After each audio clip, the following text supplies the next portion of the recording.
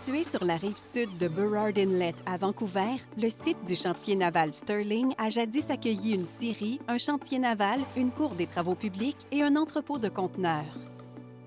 Plus d'un siècle d'activité industrielle a contaminé le sol de ce secteur riverain qui a dû être assaini avant que d'autres usages puissent être considérés.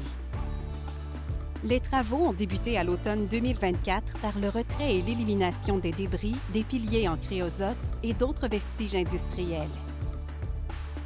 Une fois le site dégagé, les travaux d'assainissement ont pu commencer. Environ 18 000 mètres cubes de matériaux contaminés ont été excavés et dragués des zones intertidales et infralittorales pour éliminer la contamination historique.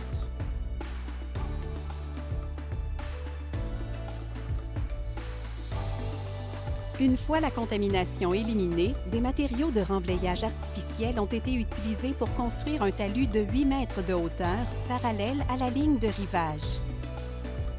Des matériaux de remblayage ont également été ajoutés en amont du talus et des enrochements ont été installés le long du littoral. Pour comprimer les matériaux de remblayage, nous avons fait appel au compactage dynamique, une méthode qui consiste à laisser tomber une masse de 18 tonnes sur le remblai pour le densifier. Ce processus a nécessité 9 jours de travail.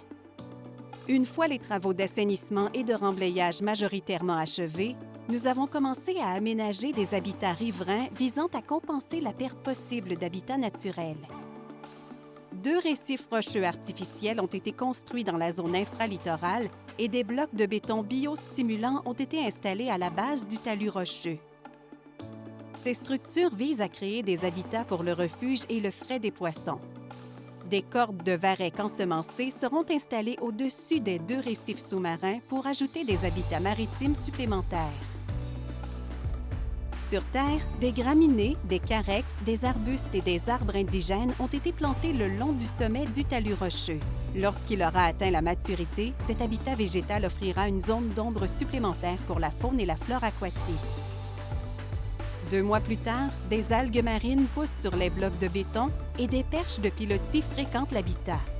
En 6 mois, le site a été transformé. La contamination historique a été éliminée, de nouveaux habitats ont été aménagés et un demi-hectare de nouveaux terrains portuaires à vocation commerciale a été créé. Ce projet est un excellent exemple de nos efforts continus pour faciliter les échanges commerciaux du Canada tout en protégeant l'environnement.